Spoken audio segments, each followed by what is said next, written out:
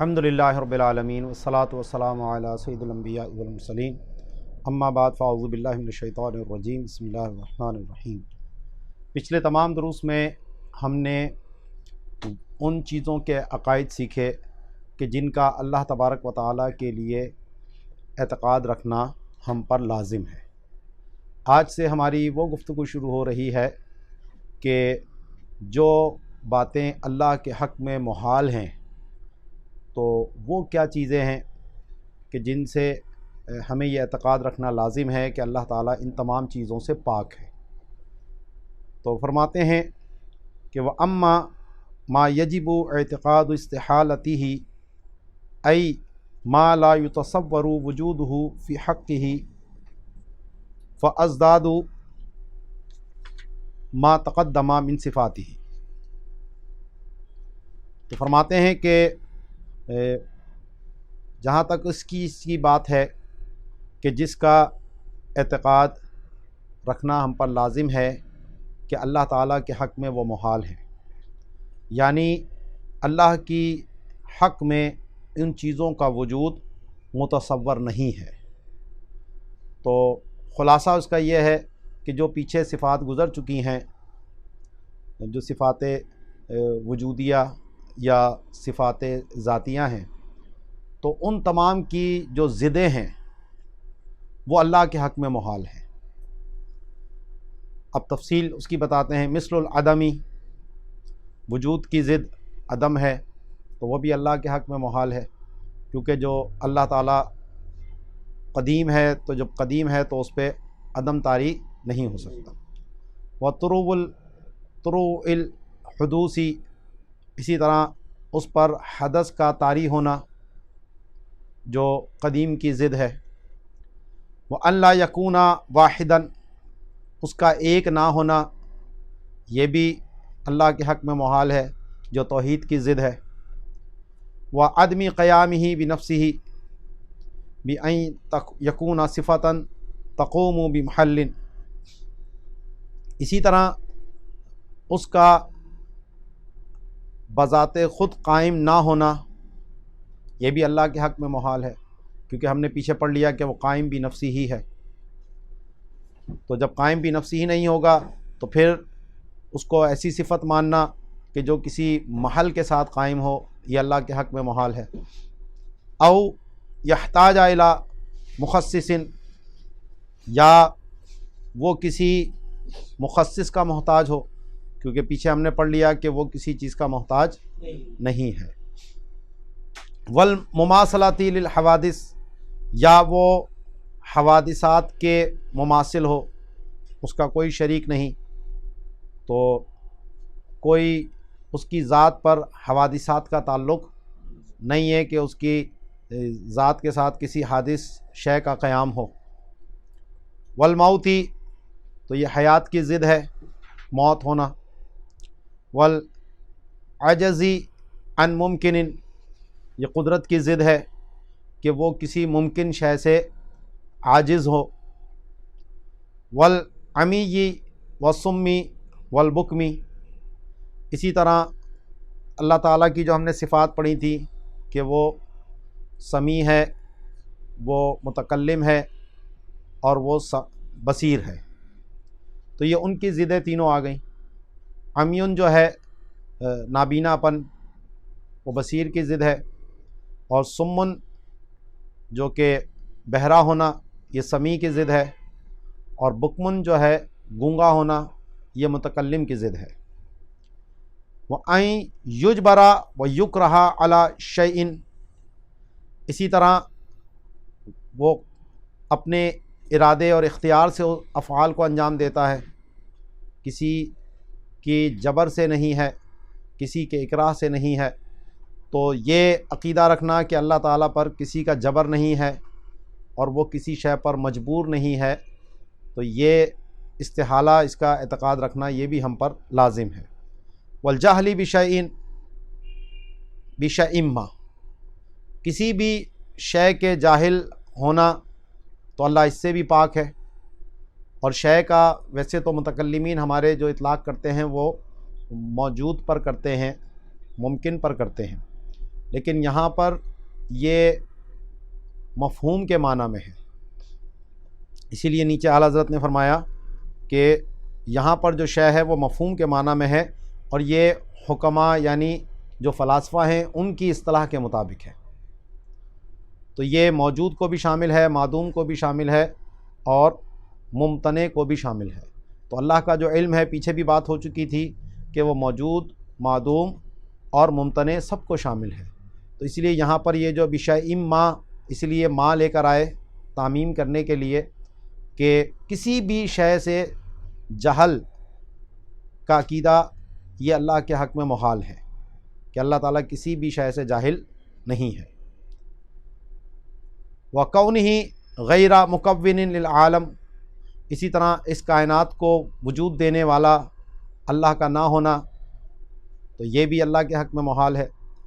فَكُلُّ هَذِهِ مُسْتَحِيلَةٌ فِي حَقِّ الْإِلَٰهِ الْعِبَادِ، تو یہ ساری چیزیں جو بیان ہوئی ہیں تو بندوں کے معبود کے حق میں یہ تمام چیزیں محال ہیں، کیونکہ الہ وہی ہوگا، عبادت کا مستحق وہی ہوگا جو ان تمام چیزوں سے پاک ہو۔ اس لیے جب ہم کہتے ہیں سبحان اللہ، اللہ پاک ہے، تو وہ ان تمام محال چیزوں سے ہم اس کی تنزیہ کرتے ہیں کہ اللہ تبارک و تعالی ان تمام چیزوں سے پاک ہے۔ لِانقلاب الامر الی عکسہ، کیونکہ اگر ان میں سے کسی بھی صفت کے ساتھ اس کو متصف مانا جائے گا تو معاملہ جو ہے وہ برعکس ہو جائے گا، الہ نہیں رہے گا، کیونکہ الہ کے لیے جن چیزوں سے پاک ہونا ضروری ہے، جب وہ اس سے پاک نہیں ہوگا تو پھر وہ خود الہ نہیں رہ سکتا۔ وَعَوْدِ الشَّيْءِ إِلَىٰ ضِدِّهِ الْغَيْرِ الْمَقْصُودِ، تو شے جو ہے وہ اس کے غیر مقصود کی طرف لوٹ کے آ جائے گی۔ اِذ ذَلِكَ يُخْرِجُهُ أَن يَكُونَ هو الإلہ المعبود کذا فی الکنز، کیونکہ یہ چیز جو ہے وہ اس کے الہ معبود ہونے سے نکال دے گی اس کو، یعنی ان میں سے اگر کسی ایک سے بھی وہ متصف ہو جاتا ہے۔ وَقَذَا يَسْتَحِيلُ الْكِذْبُ، کذب، یہ 2-3 اعراب ہیں اس کے اندر۔ تو اللہ تعالیٰ کے حق میں جھوٹ پر قدرت بھی محال ہے۔ اس پہ تو سب کا اتفاق ہے کہ جھوٹ کا وقوع اللہ سے نہیں ہے، اور جو یہ کہے کہ اللہ نے جھوٹ بولا ہے معاذ اللہ، تو وہ تو بالاتفاق دائرہ اسلام سے خارج ہے۔ اصل مسئلہ یہاں یہ ہے کہ کیا جھوٹ بولنے پر اللہ کو قدرت ہے یا نہیں ہے۔ وقوع کی نفی تو سبھی کرتے ہیں، سوائے یہ کہ ایک فتویٰ جو ہے وہ دیوبند کی طرف سے جو مہر لگ کر نکلا، جس میں وقوع کے ثبوت کا بھی اس میں قول موجود ہے۔ اب یہ جو حضرات ہیں وہ اس کی نفی کرتے ہیں کہ جی ہماری طرف سے یہ فتویٰ نہیں ہے۔ اب اللہ حقیقت کو جانتا ہے، اگر واقعی انہوں نے یہ فتویٰ دیا پھر تو دائرہ اسلام سے خروج کا معاملہ ان پہ بالکل صادق آئے گا، لیکن اگر انہوں نے یہ نہیں دیا ہے اور وہ واقعی کسی نے جھوٹ ان کی طرف سے گڑھ کر پیش کر دیا، کیونکہ بہرحال یہ امکان تو موجود ہے کہ کوئی کسی کے نام کی مہر جعلی بنا سکتا ہے، جیسا کہ خود ان دیوبندی حضرات نے اس طرح کے جرم کا کھلم کھلا ارتکاب کیا کہ کتاب لکھی اور اس میں اہل سنت کے خلاف، اور اس میں اعلیٰ حضرت کے والد محترم کے نام سے عبارتیں گڑھ لیں، کتابیں گڑھ لیں، بلکہ مہر بھی گڑھ لی، جھوٹی مہر بھی اس پہ لگا دی، اور وہ مہر بھی وہ لگائی جو آپ کے دنیا سے وصال فرمانے کے 2 سال کے بعد کی ہے۔ تو اعلیٰ حضرت کے والد کا انتقال، اس مہر کے اوپر جو تاریخ پڑی ہے اس سے 2 سال پہلے انتقال ہو چکا ہے، اور وہ 2 سال کے بعد وہ مہر لگوا رہے ہیں، تو اسی سے ان کا جھوٹا ہونا ثابت ہو گیا۔ تو یہ حرکتیں بہرحال ان کی طرف سے تو ہوئی ہیں، تو ہو سکتا ہے ان کے کسی بدخواہ نے ان کے نام سے یہ چلا دیا ہو۔ تو ہم اہل سنت تو الحمدللہ اس طرح کی حرکتیں کرنے سے پاک ہیں، ہم اس طرح کی حرکتیں نہیں کرتے ہیں، کیونکہ ہمارا عقیدہ اتنا مضبوط ہے کہ ہمیں اس طرح کی چھل فریبیوں کی کوئی ضرورت نہیں ہے۔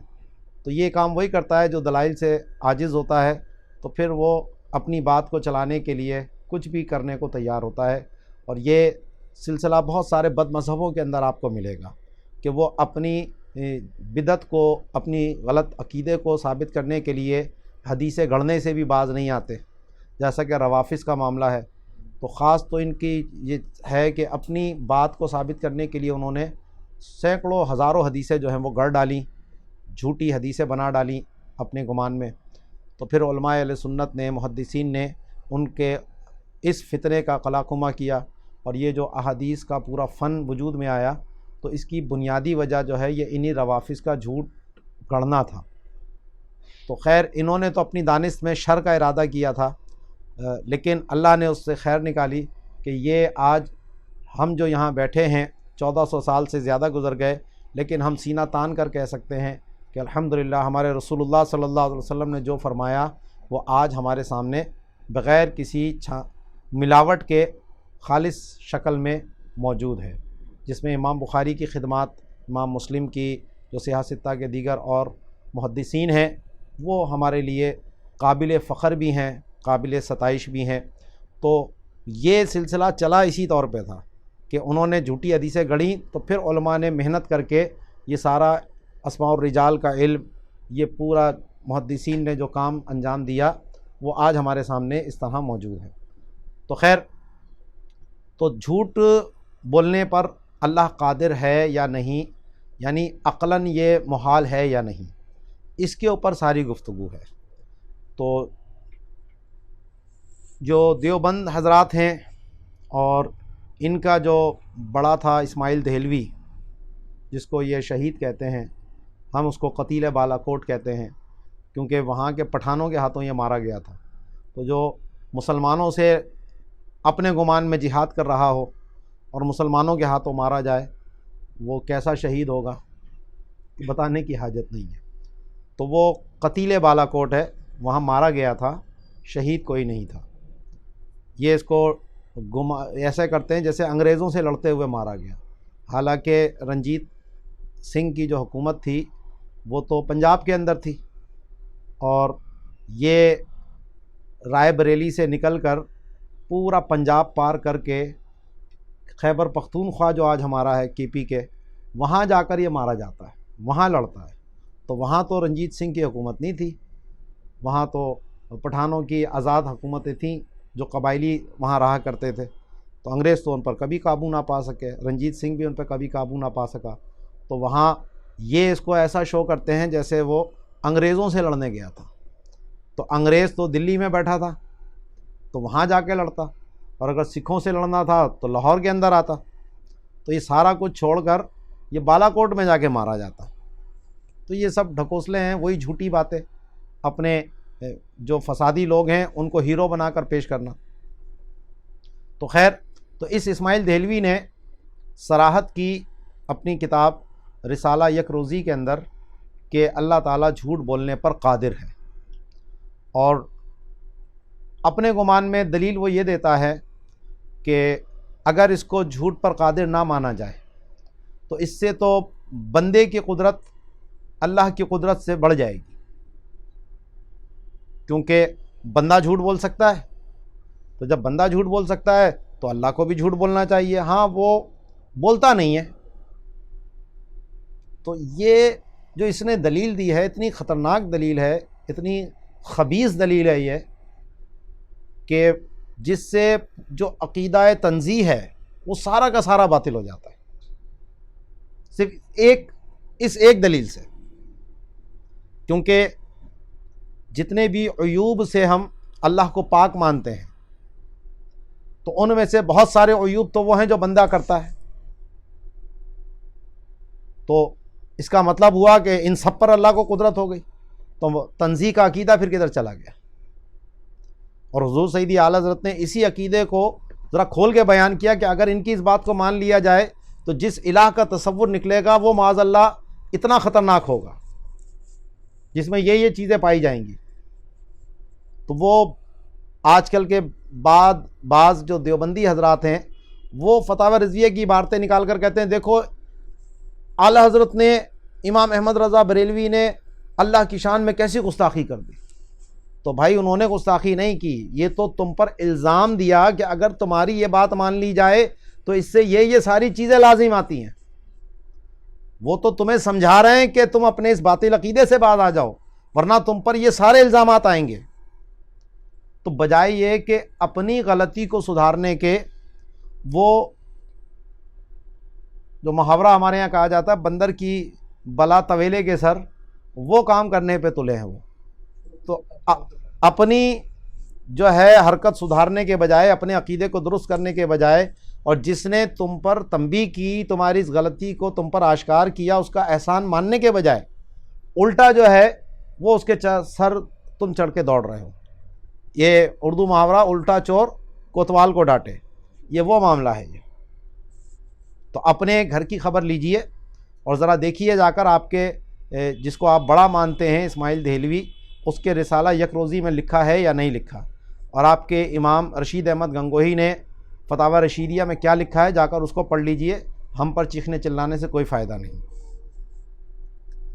تو خیر، یہ اسی پر یہاں پر، کیونکہ اس کتاب کا اصل مقصد جو تھا وہ وہابیہ کے جو باطل نظریات آئے تھے ان کا رد کرنا تھا، اس لیے یہاں پر اس بات کو خصوصیت کے ساتھ انہوں نے ذکر کیا، کیونکہ اس سے پہلے جھوٹ کے اوپر قدرت کی بات آپ کو کہیں نہیں ملے گی۔ اچھا، یہ ڈھکوسلہ کیا دیتے ہیں کہ جناب یہ خلف وعید کی بحث تو اہل سنت میں پہلے سے چلی آ رہی ہے، یعنی جو اللہ تعالیٰ نے گناہ گاروں کو سزا کا، یہ جرم کرو گے تو یہ سزا ملے گی یا نہیں، تو اللہ تعالیٰ کی مرضی ہے وہ ان کو معاف کر دے۔ تو یہ جتنی بھی وعیدات ہیں تو ان کے بارے میں تو خود اللہ نے قرآن پاک میں نص فرما دی ہے کہ شرک کے علاوہ وہ جو چاہے بخش دے، تو ان کا وقوع لازم نہ ہونا یہ تو خود شریعت سے ثابت ہے، کسی عقلی دلیل سے تو ہے نہیں۔ تو لیکن یہ جو گفتگو ہو رہی ہے جھوٹ کا مطلب کیا ہے کہ خلاف واقع کی خبر دینا، اور جو خلف وعید کا معاملہ تھا وہ تو یہ تھا کہ اللہ نے اس پر یہ تنبیہ فرمائی ہے اپنے بندوں کو کہ اگر تم نے یہ کام کیا تو تمہیں یہ سزا ہو سکتی ہے۔ اس پہ لزوم کی بات تو کہیں پر بھی نہیں ہے کہ لازمی طور پر یہ سزا ملے گی، تو اس لیے خلف وعید کی بحث چھیڑ کر یہ اپنے اس جرم کو چھپانے کی کوشش کرتے ہیں۔ تو فرماتے ہیں کہ وَقَذَا يَسْتَحِيلُ الْكِذْبُ وَسَائِرُ سَمَاتِ النَّقْصِ عَلَيْهِ تعالی، کہ جھوٹ اور تمام نقص کی جو صفات ہیں وہ سب کی سب اللہ کے حق میں محال ہیں۔ اللہ نقص سے پاک ہے، عیوب سے پاک ہے۔ تو اب یہ جھوٹ بولنا بھی جو ہے یہ ایک عیب ہے، یہ ایسا عیب ہے کہ چاہے الہامی مذہب ہو یا غیر الہامی مذہب، یعنی جو الہ کے تصور کو مانتے ہوں، حتیٰ کہ جو ملحدین ہیں وہ بھی اس کو برائی مانتے ہیں جھوٹ بولنے کو۔ تو یہ ایسی چیز ہے کہ جو انسانوں کا اس پر اتفاق ہے کہ جھوٹ بولنا بہت بری بات ہے۔ تو انسانوں میں جو عیب ہے تو وہ عیب وہ معاذ اللہ کے حق میں درست مان رہے ہیں۔ تو وَالنَّجْدِيَّةُ قَدْ فَارَقُوا أَهْلَ الْإِسْلَامِ فِي هَذَا الْمَقَامِ، تو جو نجدیہ ہیں، وہابیہ ہیں، وہ اس مقام میں اہل اسلام سے جدا ہو گئے۔ قَالَ كَبِيرُهُمْ كِذْبُهُ وَاتِّصَافُهُ سُبْحَانَهُ بِهَذِهِ النَّقِيضَةِ لَيْسَ مُحَالًا بِالذَّاتِ وَلَيْسَ خَارِجًا مِنَ الْقُدْرَةِ الْإِلَٰهِيَّةِ وَإِلَّا يَلْزَمُ زِيَادَةُ الْقُدْرَةِ الْإِنسَانِيَّةِ عَلَى الْقُدْرَةِ الرَّبَّانِيَّةِ۔ تو ان کا جو بڑا ہے، جو ہندوستان میں جس نے اس وہابیت کو پھیلایا، یعنی اسماعیل دہلوی، اس نے اپنے رسالہ یک روزہ کے صفحہ نمبر 17 پہ یہ بات کہی کہ اللہ کا جھوٹ بولنا اور اس سے متصف ہونا اس عیب کے ساتھ معاذ اللہ یہ محال بالذات نہیں ہے اور قدرت الہی سے خارج نہیں ہے، کیونکہ اگر اس کو محال بالذات مانا جائے تو اس سے انسانی قدرت ربانیہ پر زائد ہونا لازم آئے گا، یعنی انسان کی قدرت رب کی قدرت سے بڑھ جائے گی ان کے گمان کے مطابق۔ ابھی اس اشکال کا جواب انشاءاللہ آگے آ رہا ہے کہ یہ کتنا بھونڈا جواب، کتنی بھونڈی دلیل ہے ان کی۔ وَأَطَالَ الْوِقَاحَةَ بَعْضُ مُتَّبِعِهِ بِإِطَالَةِ الْكَلَامِ فِي مَا لَا يُغْنِيهِ وَإِلَى جَهَنَّمَ يُصْلِيهِ حَتَّى الْتَزَمَ إِمْكَانَ اتصافه سبحانه بِالْجَهْلِ وَالْعَجْزِ وَجَمِيعِ النَّقَائِصِ وَالْمَعَايِبِ وَالْفَوَاحِشِ وَالْقَبَائِحِ وَفَضَّحَ نَفْسَهُ وَقَوْمَهُ بِأَنْوَاعِ الْفَضَائِحِ۔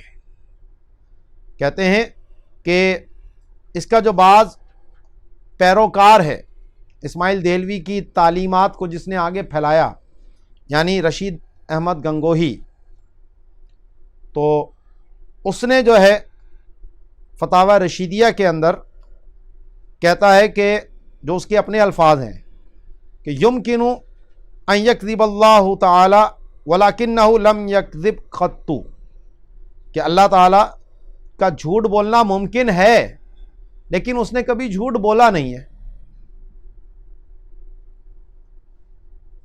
یہ بھی نہیں کہا کہ آئندہ جھوٹ کبھی نہیں بولے گا، یعنی معاذ اللہ آج کل کو کافر کوئی اٹھ کر کھڑے ہو کر یہ کہہ دے کہ ہم نے جھوٹ بول دیا تو کیا ہے، تمہارا رب بھی تو جھوٹ بول سکتا ہے اور یہ تو تمہارا دعویٰ ہے کبھی نہیں بولا، تو ہو سکتا ہے بول دیا اور تمہیں نہ پتہ چلا ہو، معاذ اللہ۔ تو جب امکان مان لیا تو اس کا وقوع پھر کس چیز سے تم محال کرو گے؟ اس کے لیے کوئی محال چاہیے نا، تو وہ محال کیا ہوگا؟ عیب ہونا، تو عیب پر تو ویسے قدرت نہیں ہے، تو محال بالغیر کس اعتبار سے کرو گے؟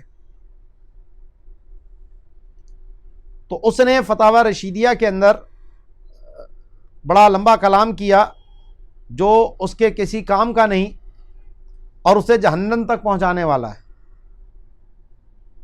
کیونکہ یہ عقیدہ بہرحال کفری عقیدہ ہے کہ اللہ کو جھوٹ سے متصف ماننا، یہاں تک کہ اس نے اللہ کے جھوٹ سے متصف ہونے کو اور جہل سے متصف ہونے کو اور عجز سے متصف ہونے کا التزام کیا، اور تمام نقائص اور تمام عیوب اور تمام برائیاں اور قبائح ان سب سے متصف ہونے کا التزام کر لیا، کیونکہ اصل چیز میں نے کہا نا کہ ایک اس چیز کو مانو گے آپ تو تمام جتنے بھی تنزیہ کا عقیدہ ہے وہ پورا ہی باطل ہو جاتا ہے آپ کی اس ایک دلیل سے۔ تو جب وہ تنزیہ کا عقیدہ ہی باطل ہو گیا تو پھر گویا جتنی بھی تنزیہ کی باتیں تھیں وہ سب کی سب اللہ کے لیے اس نے ممکن مان لی، تو تنزیہ کا عقیدہ ہی اس نے باطل کر ڈالا، تو خود اپنی بھی فضیحت کی اور اپنی قوم کی بھی فضیحت کی۔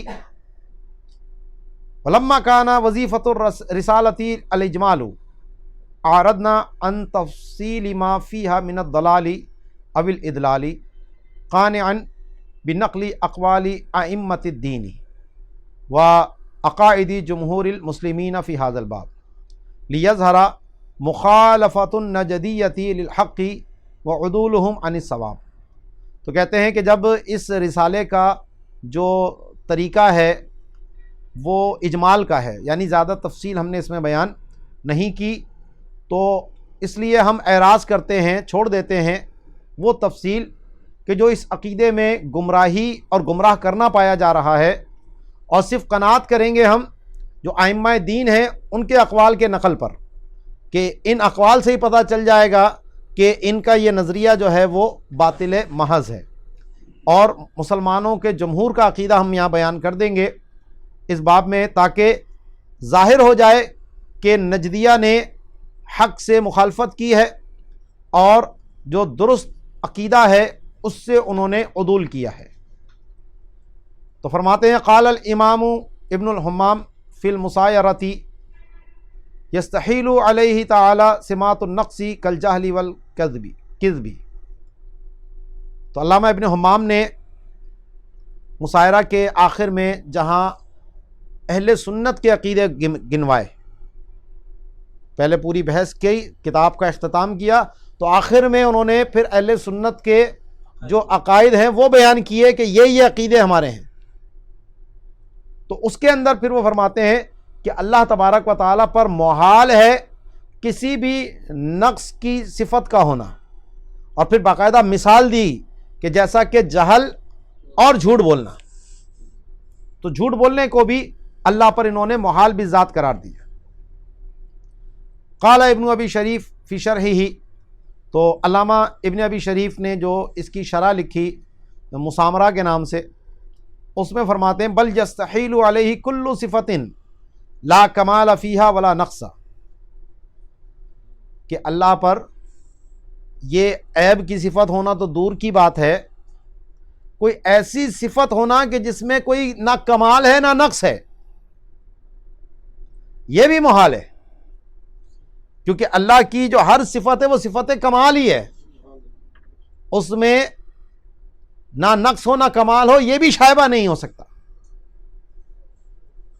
لِأَنَّ كُلًّا مِّن صِفَاتِ الْإِلَٰهِ صِفَةُ کمال، کیونکہ الہ کی ہر صفت صفت کمال ہے۔ وفیہ ایضاً، اور اسی مسامرہ ہی میں فرمایا کہ لا خلاف بین الاشعریۃ وغیرہم فی ان کل ما کان وصف نقص فی حق العباد فالبارئ تعالی عنہ منزہ وہو محال علیہ تعالی، والکذب وصف نقص فی حق العباد۔ دوسری دلیل بھی پیش کی کہ اس میں اشاعرہ اور دیگر کے مابین کوئی اختلاف نہیں ہے کہ ہر وہ وصف جو بندوں کے حق میں نقص ہے، ہر وہ وصف جو بندوں کے حق میں نقص ہے تو باری تعالیٰ اس سے منزہ ہے اور وہ اس پر محال ہے۔ تو جھوٹ بھی جو ہے وہ بندوں کے حق میں ایک نقص کا وصف ہے۔ یہاں اعلیٰ حضرت کا حاشیہ بڑا زبردست ہے، تکبر بندوں کے حق میں نقص ہے لیکن اللہ کے حق میں کمال ہے، کبریائی اسی کی ذات کو زیبا ہے۔ تو اس ضابطے سے یہ ایک معاملہ اعتراض آ رہا تھا، تو اعلیٰ حضرت اس کا جواب دیتے ہیں وہ اسی اعتراض مقدر کا، کہ کسی کے دماغ میں یہ نہ آئے تو پھر تو بندوں کا تکبر برا سمجھا جاتا ہے تو اللہ کے لیے تکبر کو اچھا کیوں سمجھا جاتا ہے؟ تو فرماتے ہیں ای ما کان نقصاً بنفسہ، یہاں پر نقص سے مراد وہ وصف ہے کہ جو بذات خود عیب ہو،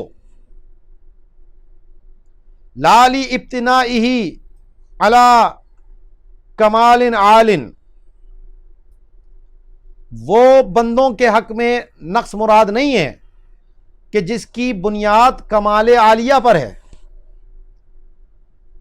کیونکہ تکبر اس کو ہی زیبا دیتا ہے جس میں کمال عالیہ پایا جائے، اور بندوں میں کمال عالیہ تو ہے نہیں، تو اس لیے اس کو تکبر زیب نہیں دیتا، اس کے حق میں تکبر عیب ہے، لیکن وہ ذات جس میں کمال عالیہ ہے اس کے لیے یہ وصف جو ہے وہ خوبی ہے۔ سمجھ آئی بات؟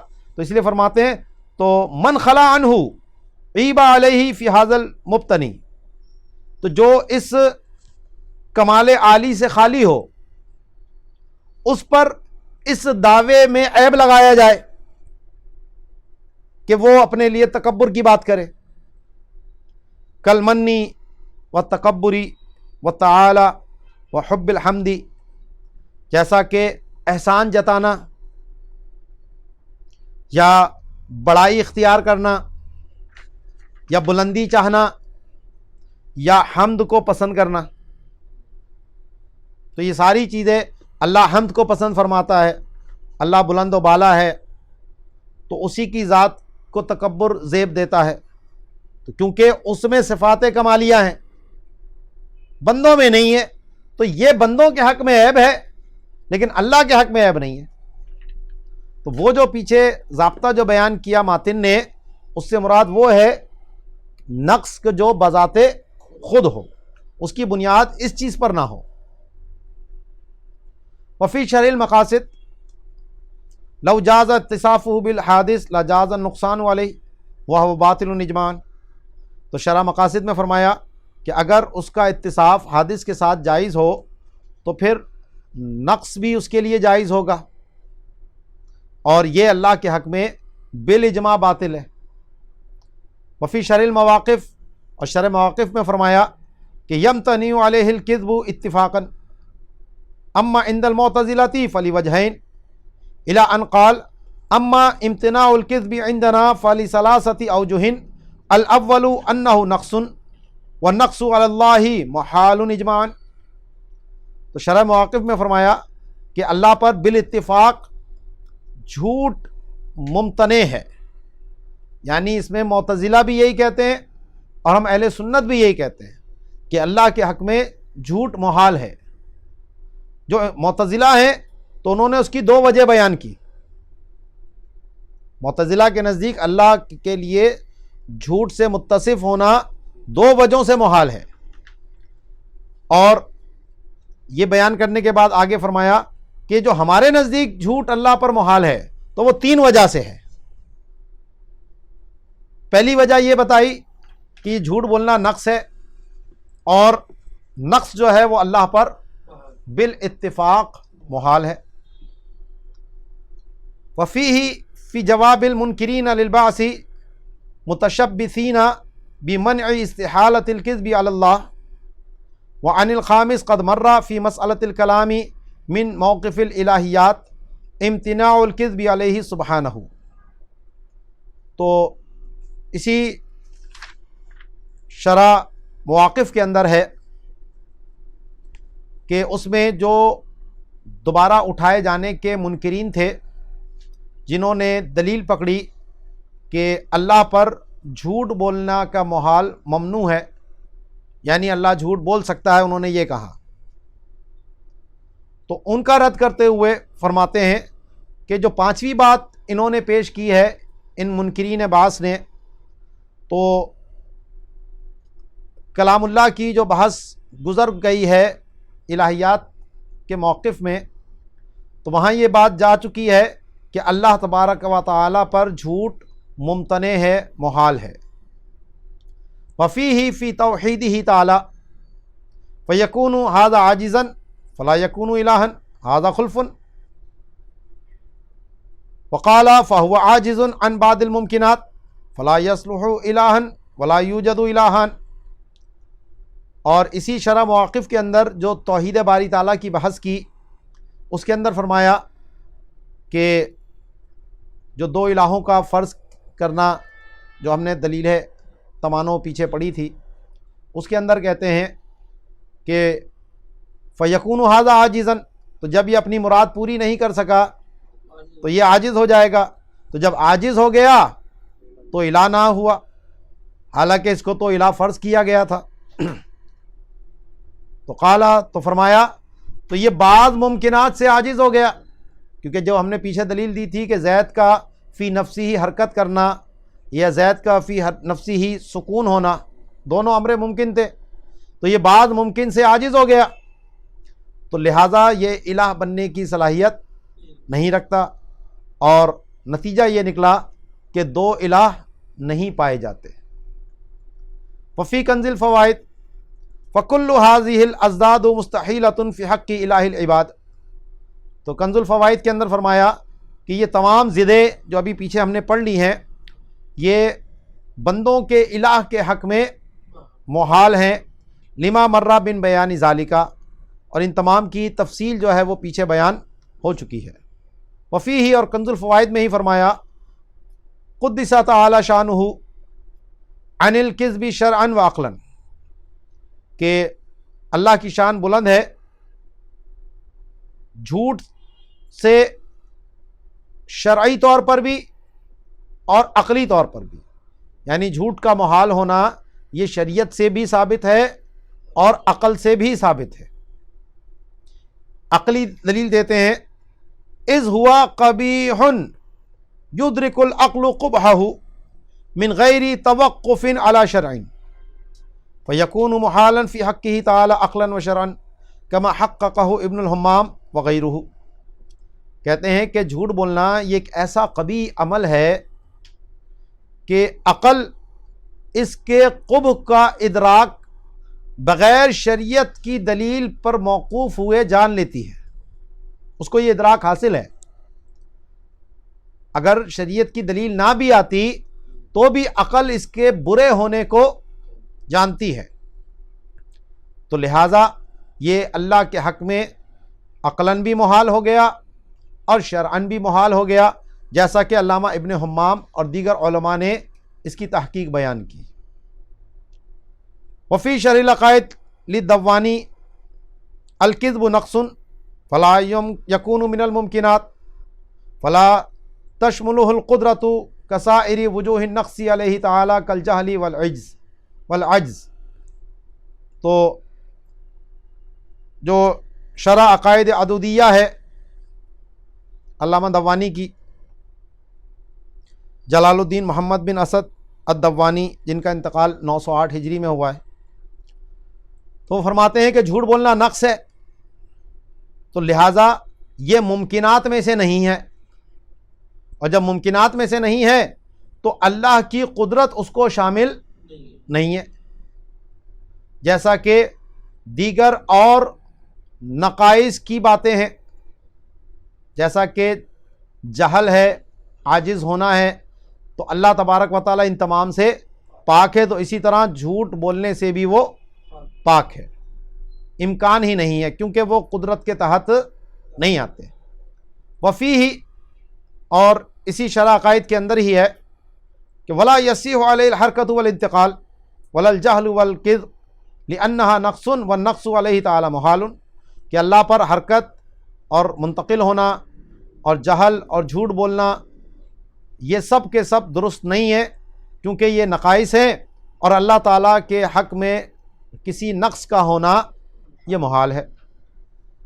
وفی شرح سنوسیہ علامہ محمد بن یوسف السنوسی، جن کا انتقال 895 ہجری میں ہوا، بہت مشہور متکلم گزرے ہیں، ان کی کتاب ہے ام البراہین.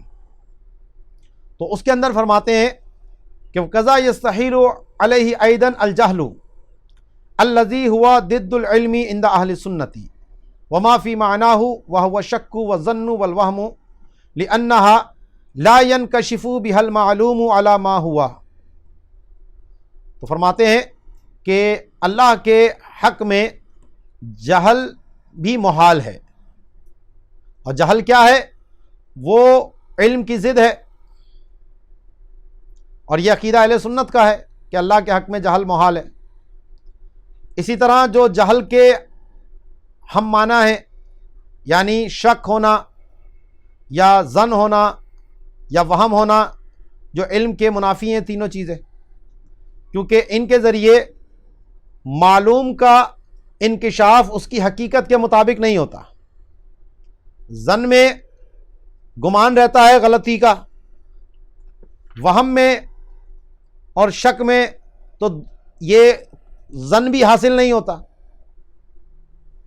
تو اسی لیے اللہ کا جو علم ہے وہ ازلی ہے، قطعی ہے، اور تمام اشیاء کے حقائق کو وہ جانتا ہے. وفیہ، شرح سنوسیہ ہی میں ہے، وَقَضَا يَسْتَحِيلُ عَلَيْهِ تَعَالَى الْعَجْزُ الَّذِي هُوَ ضِدُّ الْقُدْرَةِ، کہ اللہ پر عجز جو ہے وہ محال ہے، اور عجز سے مراد قدرت کی ضد ہے. وفیہ، اور اسی شرح سنوسیہ ہی میں یہ عبارت بھی ہے کہ اما برہان وجوب السمع والبصر والکلام لہ تعالی فالکتاب والسنت والاجماع، کہ یہ جو تین صفتیں ہم اللہ کے لیے ثابت کرتے ہیں تو ان کی جو برہان ہے، جو دلیل ہے، تو وہ کتاب اللہ بھی ہے، سنت بھی ہے، اور اجماع امت بھی ہے. وَأَيْضًا، اور یہ عقلی دلیل بھی ہے کہ لو لم یتصف بها للزم ان یتصف بازدادها وهي نقائص والنقص علیہ تعالی محال، کہ اگر اللہ کو سمع، بصر اور کلام سے متصف نہیں مانا جائے گا تو اس سے یہ لازم آتا ہے کہ ان کی ازداد سے وہ متصف ہو، کیونکہ دونوں سے خالی تو ہو نہیں سکتا. علم نہیں ہوگا تو جہل ہوگا، سمع نہیں ہوگا تو بہراپن ہوگا، سمن ہوگا، اور بصر نہیں ہوگا تو عما ہوگا. کلام نہیں ہوگا تو بکمن ہوگا. تو یہ تو سب کے سب نقائص ہیں، اور اللہ کے حق میں نقائص جو ہیں وہ محال ہیں. وفیہ، اور اسی شرح سنوسیہ میں ہی فرمایا، وَأَمَّا بُرْهَانُ وُجُوبِ صِدْقِهِمْ عَلَيْهِمُ السَّلَامُ فَلِأَنَّهُمْ لَوْ لَمْ يَصْدُقُوا لَلَزِمَ الْكِذْبُ فِي خَبْرِهِ تَعَالَى وَالْكِذْبُ عَلَى اللَّهِ مُحَالٌ لِأَنَّهُ دَنَاءَةٌ. اب یہ عقیدہ بیان کیا کہ انبیاء ہمیشہ سچ بولتے ہیں. ظاہر ہے کہ اگر انبیاء سچ نہ بولیں تو شریعت پر کسی کا اعتماد ہی نہ رہے. یہ شریعت ہمیں کہاں سے ملی؟ نبی کے ذریعے. تو اب اگر نبی کا جھوٹ ممکن مانا جائے، اس اعتبار سے ان کو معصوم نہ مانا جائے، تو پھر کیا ہوگا کہ اگر وہ جھوٹ بولیں گے تو اس سے اللہ کی خبر میں جھوٹ لازم آئے گا، اور اللہ کے اوپر جھوٹ جو ہے وہ محال ہے. تو انبیاء کا جھوٹ بولنا، اس پر قدرت ان کو، یہ محال للغیر ہے، کیونکہ یہ محال ذاتی کو مستلزم ہے. تو اگر جھوٹ کو محال ذاتی نہ مانا جائے تو پھر انبیاء کا جھوٹ سے پاک ہونا، یہ اس کی آپ کون سی دلیل پیش کریں گے کہ انبیاء جھوٹ سے پاک ہیں؟ وہ کبھی جھوٹ نہیں بولتے، وہ اس سے معصوم ہیں. کیوں معصوم ہیں؟ کیونکہ اگر ان کو اس سے معصوم نہیں مانا گیا تو اس سے یہ لازم آئے گا کہ وہ جھوٹ بولیں گے. جھوٹ بولیں گے تو اللہ کی خبر میں جھوٹ لازم ہو گیا، اور اللہ کی خبر میں جھوٹ لازم ہو گیا تو اللہ پر جھوٹ لازم آیا. تو اس سے انبیاء کا جھوٹ سے پاک ہونا یہ محال للغیر ہے. اور محال للغیر وہ چیز ہوتی ہے کہ جس سے کوئی محال ذاتی لازم آ رہا ہو. تو خود انبیاء کی صداقت اس عقیدے پر اس کی بنیاد ہے کہ اللہ کو جھوٹ سے پاک مانا جائے کہ وہ تحت القدرت نہیں ہے. وَهَذَا وَقَدْ ظَهَرَ بِمَا ذَكَرْنَا أَنَّ دَعْوَى إِمْكَانِ اتصافه سبحانه بالعجز ونحوه هدم لأساس الدین. تو جناب ہم نے یہ جتنی نصوص ذکر کی ہیں، اس سے یہ بات ظاہر ہو گئی کہ اللہ تبارک و تعالیٰ کو عجز سے ممکن ماننا، کیونکہ جھوٹ سے متصف ماننے کا مطلب ہی یہ ہے کہ اللہ تعالیٰ عجز پہ ممکن ہے. اور اسی کے مثل یہ عقیدہ رکھنا تو اس سے تو دین کی بنیادوں کو گرا دینا ہے. یہ جو تنزیح کا پورا عقیدہ ہے، اس پورے عقیدے کو ہی انہوں نے گرا ڈالا اس بات سے.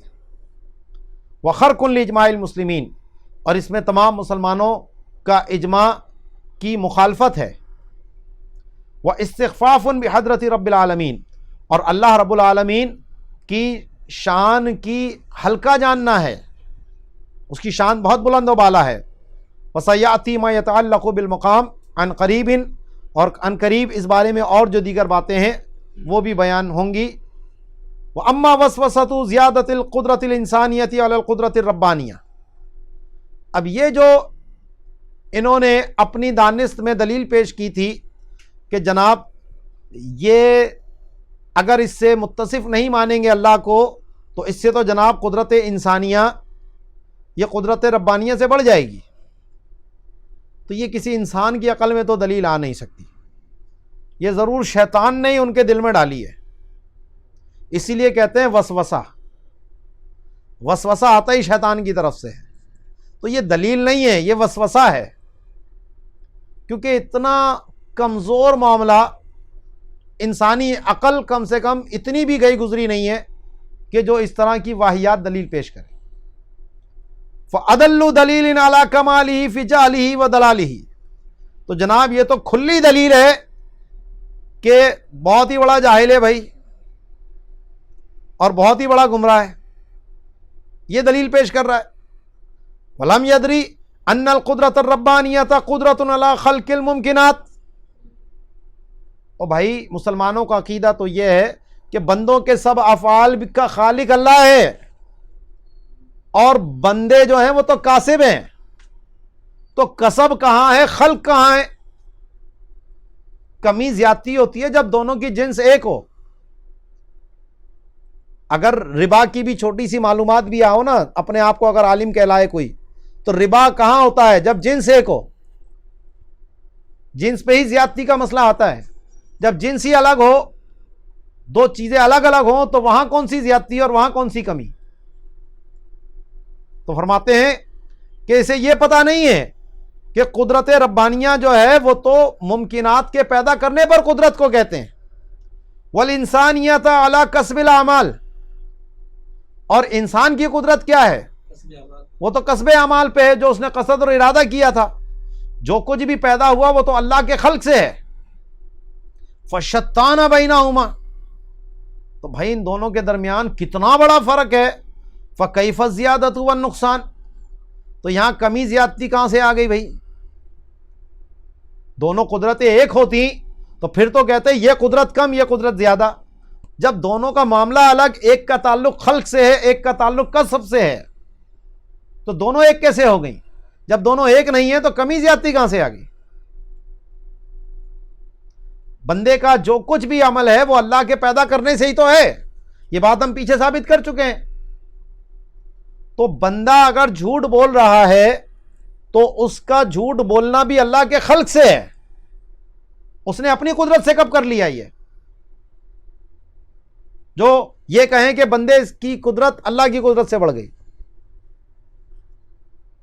وما فی ھذا الاستدلال من انواع الدلال والطغیان ظاہر علی کل من لہ حظ من العقل والایمان، کہ جو اس استدلال میں گمراہی اور سرکشی ہے وہ ہر اس شخص کے اوپر ظاہر ہے جس میں ذرا سا بھی عقل اور ایمان کا حصہ موجود ہے. ٹھیک ہے جی.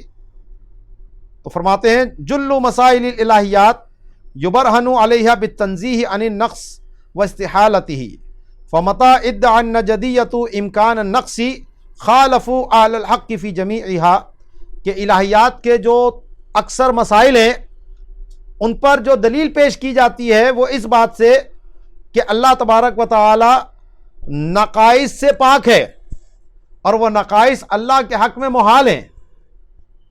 تو جب نجدیہ نے، وہابیہ نے نقص کے امکان کو اللہ کے لیے ثابت کر دیا تو پھر جتنی بھی تنزیہ کی باتیں تھیں ان تمام کے اندر وہ اہل حق کے مخالف ہو گئے.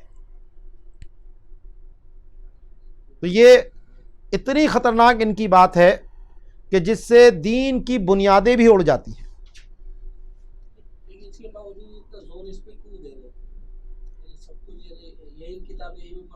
اصل میں اہل سنت بدعتی جو لوگ ہوتے ہیں نا، ان کا کام ہی یہ ہوتا ہے کہ اہل حق سے کسی نہ کسی چیز میں جدائیگی اختیار کرنا. اپنی دانش میں وہ اپنے آپ کو بڑا عالم بنا کر پیش کر رہے تھے کہ ہم نے جناب ایسی بات کہی ہے اللہ کی توحید کے بارے میں جو یہ علماء ان کو کیا پتا. جیسے وہ اس نے بات کہی تھی جو ختم نبوت کے انکار پہ چلا گیا، ختم زمانی اور ختم مکانی کی اپنی دانش میں تو بہت وہ علمی گفتگو کر رہا تھا. تو یہ جتنے بھی گمراہ بددین لوگ ہوتے ہیں نا ان کا یہی معاملہ ہوتا ہے. اور یہ ابو داؤد شریف کی ایک روایت میں اس طرف اشارہ کر دیا گیا تھا کہ جب دین سب کے لیے عام ہو جائے گا، عالم بھی پڑھے گا، جاہل بھی پڑھے گا، عورت بھی پڑھے گی، مرد بھی پڑھیں گے، آزاد بھی پڑھیں گے، غلام بھی پڑھیں گے، تو ایک آدمی علم حاصل کرے گا اور اس کے بعد وہ کہے گا کہ ان لوگوں کا کیا معاملہ ہے، میرے پیچھے نہیں چلتے. یعنی جو میں بات جانتا ہوں یہ سارے ہی جانتے ہیں تو اس لیے مجھے کوئی اہمیت ہی نہیں دے رہا. تو یہ جب تک میرے پیچھے نہیں آئیں گے جب تک میں کوئی نئی بات نہ کروں. تو یہاں سے بدعت کا جو ہے نا وہ ابتدا ہوتی ہے کہ یہ کام تو سبھی کر رہے ہیں، یہ عقیدہ تو سبھی رکھ رہے ہیں، میں کوئی نئی بات کروں جس کی وجہ سے لوگ جو ہے وہ کہیں ہاں بھائی یہ بہت بڑا عالم آیا ہے یا یہ بہت بڑا متقی آدمی آیا ہے، اس سے پہلے تو کوئی اس نے یہ بات کہی نہیں، تو چلو جی یہ بڑا آدمی ہے اس لیے اس کے پیچھے چلتے ہیں. تو یہ ساری خرابی شروع یہاں سے ہوتی ہے. اسی لیے ہمیں کہا گیا دین وہ ہے جو پیچھے سے چلا آ رہا ہے. جو قبور میں چلے گئے ان کے جو نظریے تھے وہ حق نظریے ہیں. جو نئی نئی چیزیں دین میں نکلیں گی عقیدے کے اعتبار سے وہ بدعت اور گمراہی کی طرف لے کے جائیں گے. تو انشاءاللہ یہیں سے آگے ہم اس سلسلے کو جوڑیں گے کہ اور وہ چیزیں جو اللہ کے حق میں محال ہیں وہ کیا کیا ہیں. انشاءاللہ اگلے درس میں اس کو بیان کریں گے. وما علینا الا البلاغ المبین. الحمدللہ رب العالمین والصلاة والسلام علی سید الانبیاء والمرسلین. اما بعد فاعوذ باللہ من الشیطان الرجیم. بسم اللہ الرحمن الرحیم. پچھلے درس میں ہم نے وہ چیزیں سیکھیں کہ جس بارے میں یہ اعتقاد رکھنا ہم پر لازم ہے کہ اللہ تبارک و تعالی ان تمام چیزوں سے پاک ہے.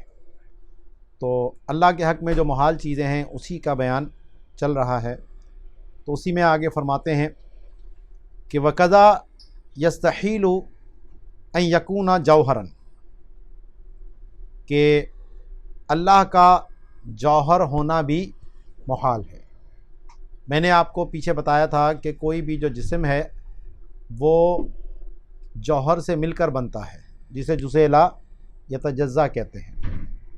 تو ہماری جو سائنس ہے اس کو ایٹم بولتی ہے کہ کوئی بھی جسم جو ہے وہ ایٹم سے مل کر بنا ہے، یا سیل کہہ لیجئے آپ. ہمارا جسم مختلف سیل سے مل کر بنا ہے.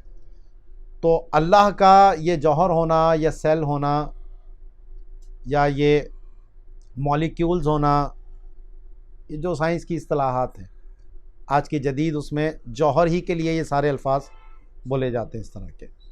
تو اللہ تعالیٰ ان تمام چیزوں سے پاک ہے. وَإِلَّا، کہ اگر اس کو اس سے پاک نہ جانا گیا، اللہ کے حق میں یہ محال نہ جانا گیا بلکہ اس کو جوہر کہا گیا. تو جوہر وہ ہوتا ہے کہ جو کسی جگہ کے اندر ہوتا ہے، اس کو منطقی یا متکلمین جو ہے حیز کہتے ہیں. جیسے یہ گلاس رکھا ہے تو جو خلا یا جو جگہ کے اندر یہ موجود ہے، ٹھیک ہے، جو اس کے گرد ہے، تو اس کو جو ہے وہ حیز کہا جاتا ہے. تو حیز جو ہے وہ هو الفراغ المتوہم الذی یشغلہ الجوہر، کہ وہ خالی جگہ جو متوہم ہے، جس کا ہم یقین نہیں کہہ سکتے، جس کو یہ جوہر جو ہے وہ گھیرے ہوئے ہیں. جو سائنس بھی ہماری کہتی ہے کہ جسم وہ ہے جو طول عرض عمق رکھے اور وہ جگہ گھیرے، اس لیے سائنس کی تعریف بھی یہی ہوتی ہے. تو وہیں سے یہ ہے. تو یہ جو جگہ گھیرے، یہ جو جگہ کا تصور ہے، اسی کو حیز کہتے ہیں. تو ہر جوہر جو ہے اس کے لیے حیز کا ہونا ضروری ہے. اب فرماتے ہیں کہ اگر اس کو اللہ کو اس سے پاک نہیں مانا گیا جوہر ہونے سے، تو وہ کانا متحرکن فی حیزہ او ساکنن فیہ، تو اس کے لیے حیز ہونا تو جوہر کا لازم ہے. تو اب وہ اس حیز میں یا تو ساکن ہوگا یا متحرک ہوگا. یعنی اگر اگلی آن میں، اگلے لمحے میں وہ اسی جگہ پر ہے تو ساکن کہلائے گا، اور اگر دوسرے حیز میں چلا گیا تو متحرک کہلائے گا. تو دونوں میں سے ایک چیز تو ہوگی، دونوں سے خالی نہیں ہو سکتا. تو لِأَنَّهُ لَا يَنْفَكُّ عَنْ أَحَدِهِمَا، کیونکہ جو بھی جوہر ہے وہ ان میں سے کسی ایک سے جدا نہیں ہے. وَهُمَا أي الحرکت والسکون حادثان، اور یہ حرکت اور سکون دونوں حادث ہیں. حرکت تو پیچھے بھی پڑھ لیا ہم نے کہ جب اس نے انتقال کر لیا تو حادث ہونا ویسے ہی ثابت ہو گیا، اور سکون جو ہے اس کا زوال ممکن ہے. جیسے پہاڑ کی مثال دی تھی میں نے آپ کو پہلے کہ پہاڑ اپنی جگہ سے متحرک ہو سکتا ہے، تو اس میں حرکت کا امکان تو موجود ہے، تو وہ بھی حادث ہوا جب اس نے امکان کو قبول کر لیا اس کے. تو وقد علم من استحالت کونہ تعالی جوہرن استحالت لوازم الجوہری علیہ، تو لہٰذا جب یہ دونوں حادث ہیں اور اللہ تعالی حوادثات سے پاک ہے، تو اس کا حوادث سے پاک ہونا لازم ہو گیا. تو جب جوہر کے لوازمات سے اس کا حادث ہونا ثابت ہو رہا ہے تو اسی لیے لازم کی نفی سے ملزوم کی بھی نفی ہو جائے گی. تو اللہ تعالیٰ جوہر نہیں ہے. اور اسی طرح جب اس کا جوہر ہونا محال ہو گیا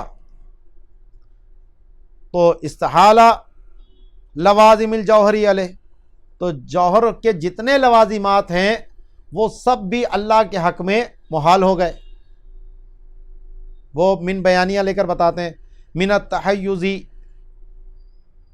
کہ تحیز ہر جوہر کے لیے تحیز ضروری، اور اس تحیز کے جو لوازمات ہیں وہ بھی اللہ کے حق میں محال ہو گئے.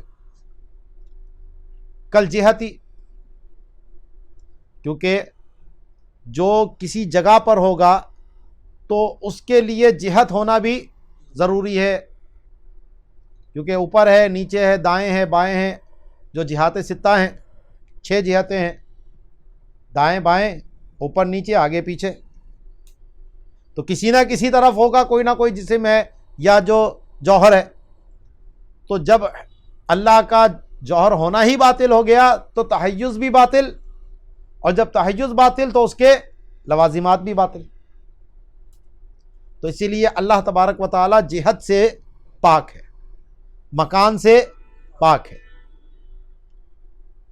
والاحاطتی، اور کوئی چیز اس کو محیط ہو، گھیرے ہوئے ہو، کیونکہ تحیز حیز وہی ہے نا جو اس کو گھیرے ہوئے ہے. تو اسی لیے اللہ فرماتے والاحاطہ، اللہ تعالیٰ ہر شے کو محیط ہے، اس کو کوئی محیط نہیں. تو یہاں احاطہ مصدر جو ہے مبنی للمفعول ہے، ای والاحاطۃ بہ، کہ اس کو کوئی چیز گھیرے ہوئے ہو. ونحوہما، فإنما، اچھا، فإن سماہ احد جوہرا واثبت لہ لوازمہ کفر. تو اگر کسی نے واجب الوجود کو جوہر کا نام دیا اور اس کے لوازمات بھی اس کے لیے ثابت کیے تو یہ تو کافر ہے، کیونکہ یہ اس کے واجب الوجود ہونے کا منکر ہے. وَإِنْ قَالَ، اور اگر کہتا ہے کہ وہ واجب الوجود جوہر تو ہے، لا کالجواہر فی الحیض ولوازمہ من الجہۃ والاحاطۃ، لیکن وہ دیگر جواہر کی طرح کسی حیض میں یا جو اس حیض کے لوازمات ہیں کہ جہت میں یا اس کو کوئی چیز محیط ہونا، ان سے وہ پاک ہے جوہر لیکن ان سے پاک ہے وہ. وَنَحْوِهِمَا، تو فَإِنَّمَا خَطْئُهُ فِي التَّسْمِيَةِ. تو اب یہاں پر جو معنی کے اعتبار سے تو خطا نہیں ہے کہ جو اس نے جوہر کے لوازمات کی نفی کر دی. اب یہاں صرف اطلاق آیا لفظ کا، کہ یہ لفظ کا اطلاق کرنا، یہ لفظ اللہ کے لیے بولنا کیا یہ جائز ہے یا نہیں. معنی کی تو وہ نفی کر رہا ہے. تو اب یہ فرماتے ہیں کہ اب جو خطا ہوگی وہ تسمیہ میں ہے، یہ نام رکھنے میں ہے، اللہ کو جوہر کہنے میں ہے. کیوں؟ کیونکہ اللہ کے اوپر جوہر کا لفظ کا اطلاق نہ لغت میں آیا ہے کہ ہم کہیں کہ لغت کے اعتبار سے واجب الوجود کے لیے یہ لفظ استعمال ہوا، ولا شرعن، نہ قرآن میں نہ حدیث میں یہ لفظ استعمال ہوا اللہ کی ذات کے لیے.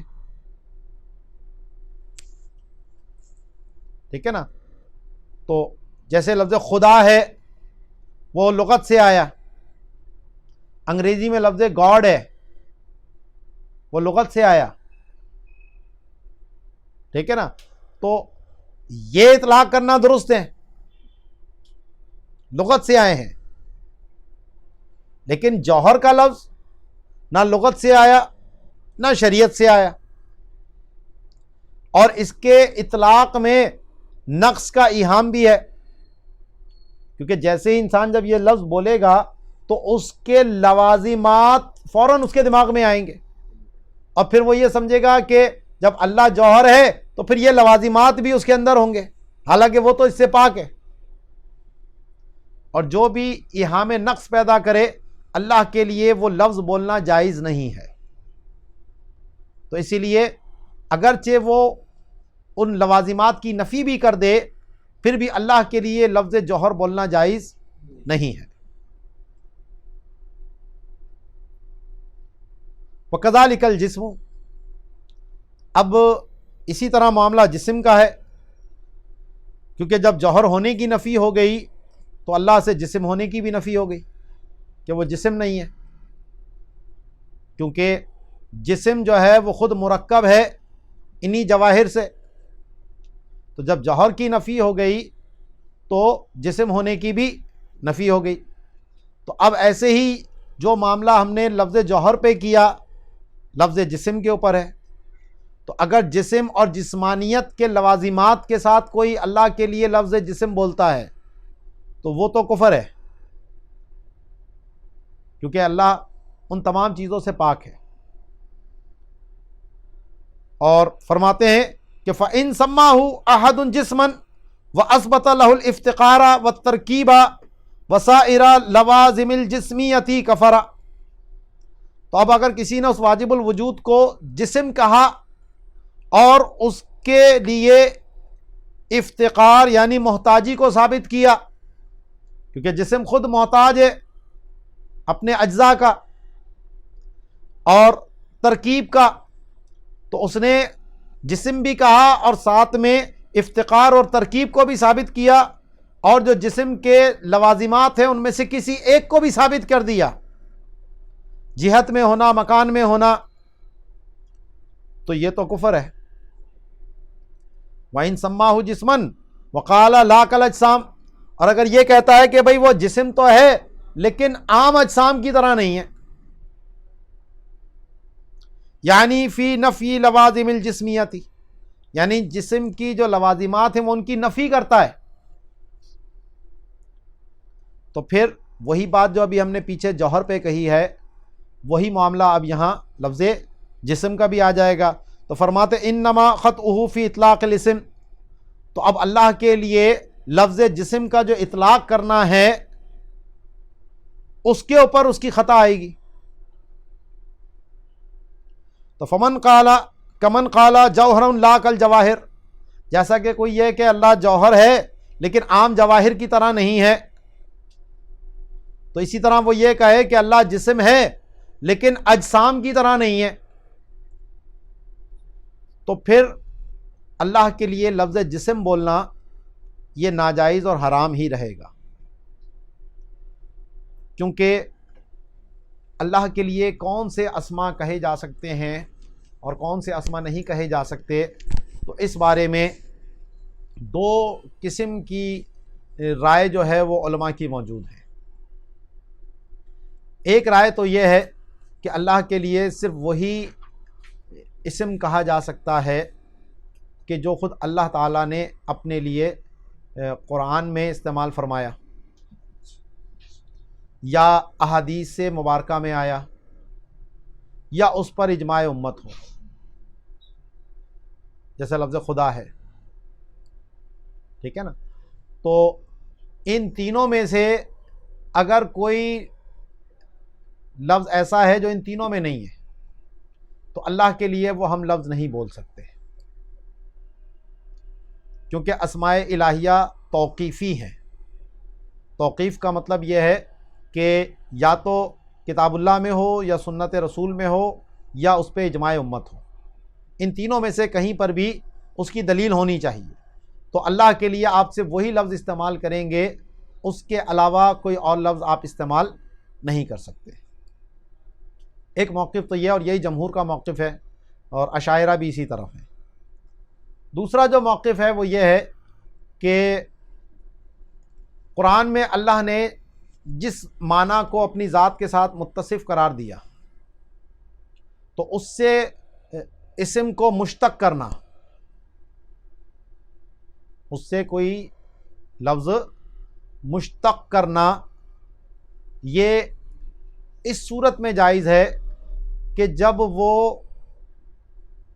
اسم مشتق اللہ کی جلالت کو ظاہر کر رہا ہو، اس کی شان کو بیان کر رہا ہو اور اس میں نقص کا ایہام نہ ہو۔ تو اگر کوئی فعل اللہ نے اپنی ذات کے لیے بیان فرمایا اور اس سے اگر اس میں مشتق کیا جائے تو اس سے نقص کا وہم پیدا ہو تو اس کے لیے وہ اس کو منع کرتے ہیں. ٹھیک ہے، جیسے کہ لفظ مکر ہے، مکروا و مکر اللہ، تو اللہ کو اس کے اب صفاتی ناموں میں سے آپ کہیں ماکر کہہ کر پکارنا یہ جائز نہیں ہے، کیونکہ وہاں پر جو لفظ مکر آیا تھا وہ مشاکلت کے لیے تھا. اسی لیے بعض لوگوں نے یہاں ترجمہ کرنے میں بہت بڑی خطا کھائی ہے اور اس کا ترجمہ انہوں نے مکر کا ترجمہ مکر سے ہی کر دیا. شان الوہیت اگر سیکھنی ہو تو وہ امام اہل سنت مجدد دین و ملت پروانہ شمع رسالت امام احمد رضا خان سے سیکھی ہے. جب اس مقام پر ترجمہ کرنے آتے ہیں تو کتنا پیارا ترجمہ کرتے ہیں کہ انہوں نے مکر کیا اور اللہ نے ان کی ہلاکت کی خفیہ تدبیر فرمائی. اب وہ مفہوم بھی ادا ہو گیا اور شان الوہیت کا بھی خیال رکھ لیا. ٹھیک ہے، اسی طریقے سے لفظ زرع، یزرعون، نحن نزرع، ہم کاشت کرتے ہیں، سب فعل اللہ کے ہیں. تو اب یہ لفظ اللہ کے لیے استعمال ہوا تو اب اللہ کو زرع کہہ کر پکارنا، کاشتکار کہہ کر پکارنا، تو یہ ایہام کا نقص ہے اس میں. اگرچہ یہ فعل اللہ نے اپنے لیے استعمال کیا لیکن اس کو زرع کہہ کر پکارنا جائز نہیں ہے. اسی طریقے سے رامی کا لفظ وما رمیت اذ رمیت ولکن اللہ رمی، تو رما کا لفظ اللہ نے اپنے لیے استعمال فرمایا، اللہ نے پھینکا، لیکن اب اسی سے کوئی یہ کہے کہ مشتق کر کے رامی تیر چلانے والا، یہ اللہ کے لیے جائز نہیں ہے. جسم جسمانیت کے لوازمات کو ظاہر کرتا ہے. اسی طریقے سے مستہزی، اللہ یستہزئ بہم، اللہ اپنی شان کے مطابق استہزاء فرماتا ہے. تو لیکن لفظ مستہزی اللہ کے اسماء میں سے ہم استعمال نہیں کر سکتے. ٹھیک ہے نا. تو اب یہ جو دوسرے لوگ جو اسماء کو توقیفی نہیں مان رہے کہ جو قرآن و حدیث میں آئے ہیں وہ بھی الفاظ آپ اللہ کے لیے بول سکتے ہیں، اور ان کے علاوہ وہ الفاظ کہ جو افعال قرآن میں آئے ہیں اللہ کی ذات کے لیے یا حدیث میں آئے ہیں، تو ان سے اسم کو مشتق کر کے بیان کرنا وہ اس شرط کے ساتھ جائز ہے کہ اس میں نقص کا کوئی ایہام نہ ہو اور وہ اللہ کی شان اور عظمت کو ظاہر کرتے ہوں. تو اس شرط کے ساتھ جائز ہے، ورنہ وہ بھی منع کرتے ہیں، جیسے یہ اسماء کا ذکر میں نے کیا. تو اب جسم کا لفظ ان علماء کے نزدیک کہ جو اسماء توقیفی ہیں وہ تو بالکل ظاہر ہے کہ لفظ جسم نہ کہیں قرآن میں آیا اللہ کے لیے، نہ حدیث میں آیا، نہ کوئی اجماع امت ہے اس پہ، تو توقیفی تو نہیں ہے یہ. اب ان کے نزدیک کہ جو اسماء کو توقیفی نہیں کہتے، تو ایسا اس طرح کا فعل اللہ کے لیے نہیں آیا قرآن حدیث میں، پہلی شرط بھی منتفی ہو گئی. اور دوسرا جو انہوں نے کہا تھا کہ ایہام کا نقص نہ ہو، تو وہ بھی یہاں پر منتفی ہے، کیونکہ جب جسم بولا جاتا ہے تو فوری طور پر دماغ اس کے لوازمات کی طرف جاتا ہے. تو یہ لفظ جسم اللہ کے لیے ایہام نقص پیدا کرتا ہے، اس لیے اس کا کہنا ناجائز اور گناہ ہے.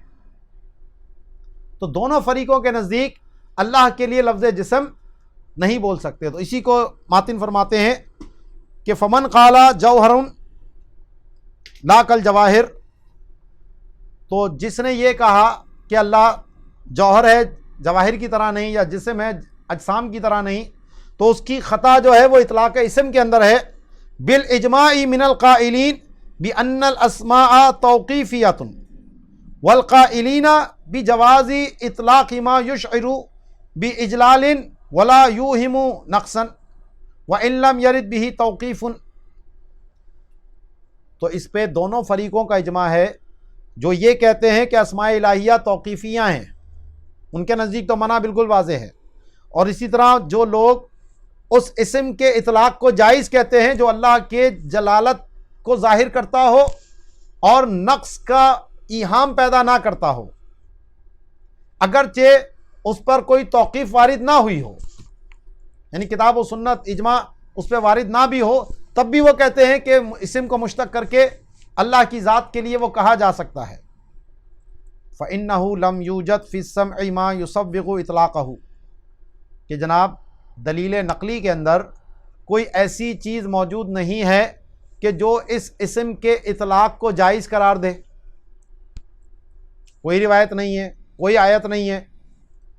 لِيَجُوزَ عَلَى الْقَوْلِ الْقَائِلِينَ بِالِاشْتِقَاقِ فِي الْأَسْمَاءِ، تاکہ جو اسم کے مشتق ہونے کو جائز کہتے ہیں ان کے مطابق جائز ہو سکے، کیونکہ انہوں نے بھی یہی کہا تھا کہ جناب دلیل نقلی میں اتصاف فعل ہونا چاہیے، فعل سے مشتق کرتے ہیں وہ، تو ایسا تو کچھ بھی نہیں ہے. یعنی جواز اطلاق المشتق مما ثبت سمعا اتصافہ بمعناہ، کہ ایسے اس میں مشتق کے اطلاق کو جائز کہنا کہ جس کا معنی کا اتصاف اللہ کے لیے نقل سے ثابت ہو، قرآن یا حدیث سے. ولم یوہم نقصا، اور وہ نقص کا ایہام پیدا نہ کرے. یہ قید انہوں نے کیوں لگائی؟ احترازا عن نحو الماکری والمستہزئی والرامی والزراع،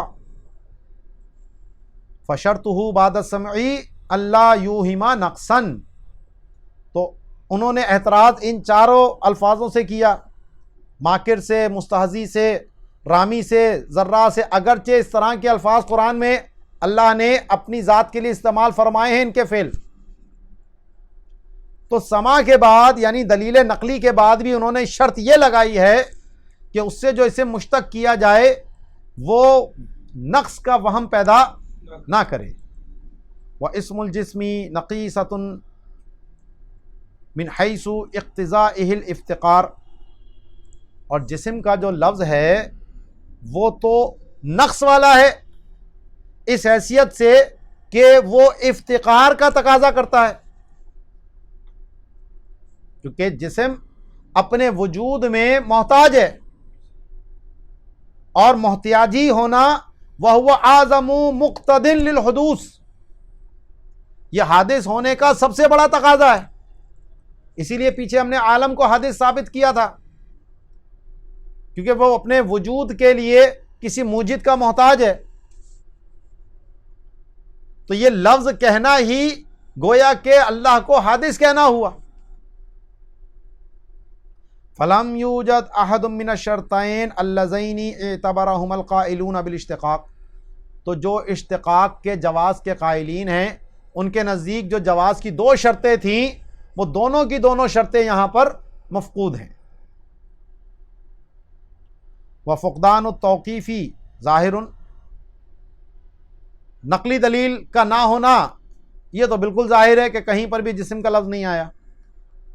فمن اطلقہ، تو جس نے اللہ کے لیے جسم کا لفظ اطلاق کیا بغیر جسم اور جسمانیت کے لوازمات کی نفی کے ساتھ،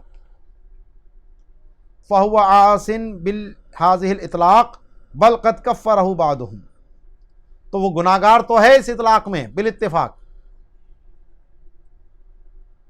بلکہ بعض علماء نے تو اس کی تکفیر بھی کی ہے، یعنی جب وہ لوازمات کی نفی نہیں کر رہا. وَهُوَ أَظْهَرُ، تو فرماتے ہیں کہ یہی زیادہ ظاہر ہے، یعنی اس کی تکفیر کرنا۔